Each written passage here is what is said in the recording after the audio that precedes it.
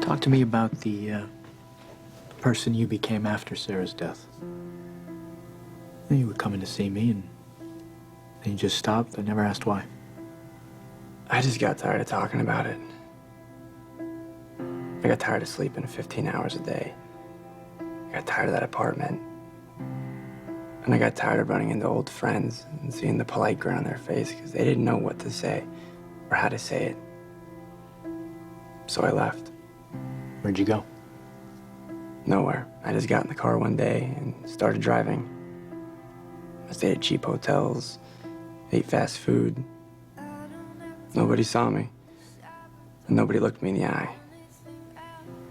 That's how I wanted it to be. I drove as far as I could. And I decided that when I ran out of road, I would check into a hotel somewhere. And I'd kill myself. That's when I saw her. At the end of the road, she was standing on the balcony of this stupidly large beach house. Sarah. So I rented it, and I sat up at night talking to her, like we used to. And she told me to stop feeling sorry for myself and to get back to work. So I did. And then I found Nate.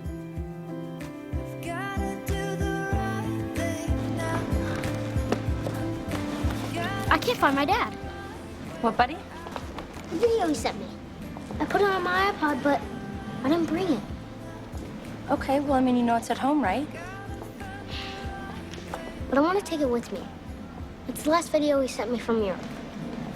Wait, you have your laptop. Yeah, but it's not on there. It's on the computer in my room. I mean, we could call someone and have them send you the file. Or, I mean, when I get home, I can. We could call Julian.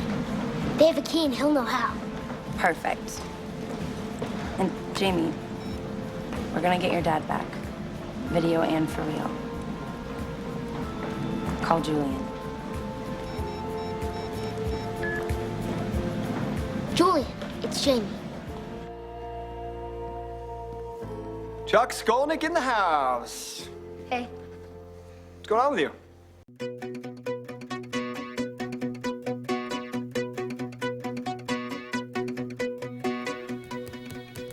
I think the story needs to breathe.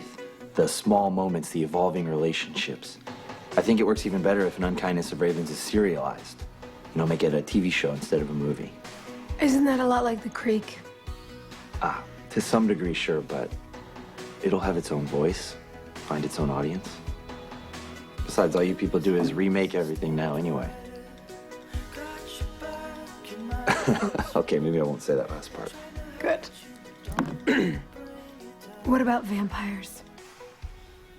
We were hoping for more of them in the pilot. We like vampires.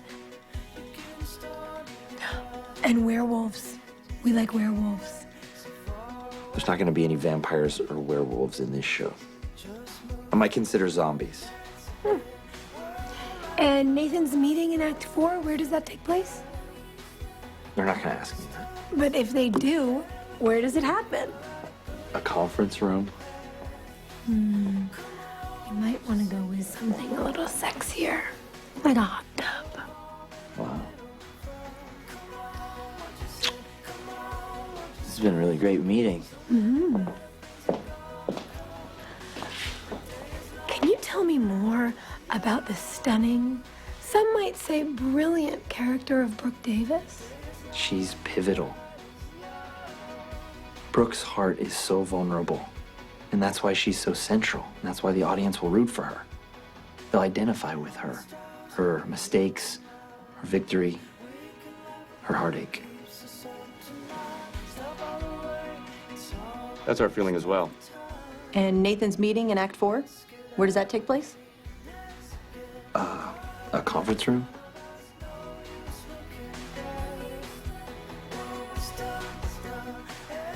Or I was thinking, might be cool if it was in a hot tub. Nice.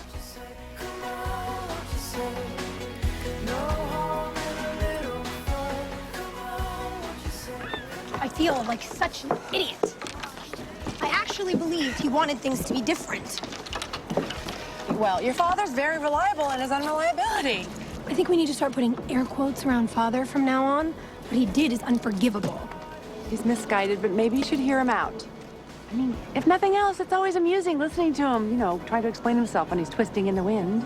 Mother, you are the one who warned me not to trust him in the first place.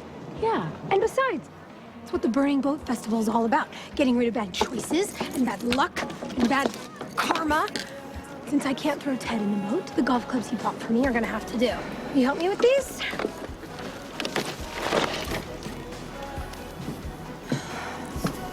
I've always hated golf. Welcome everyone to the 93rd Annual Burning Boat Festival. I want to thank the organizers for asking me to host this year. It's a great honor to follow in the footsteps of Red Legner, Principal Turner, and Coach Whitey Durham. And now I would like to say a few words before the boat. The boat is on fire. We don't need no water, let the mother... All right, well, it's just a rough draft. Yeah, you miss Daddy and Jamie? I know, me too. Well, they're having some guy time right now, so it's just us girls for right now, okay? Can you give me 5? Yeah!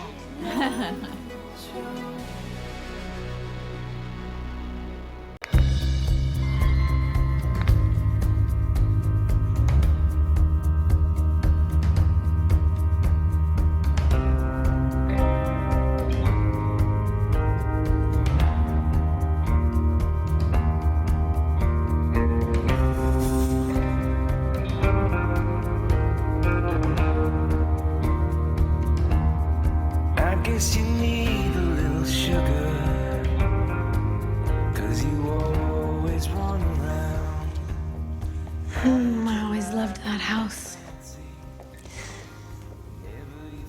It deserved better. Deserved a family.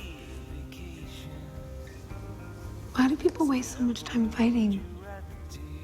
And where does it get us?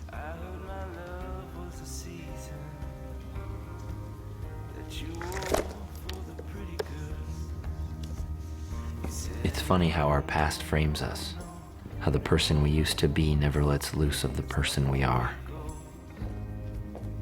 Past failures and disappointments, even victories, take hold of us.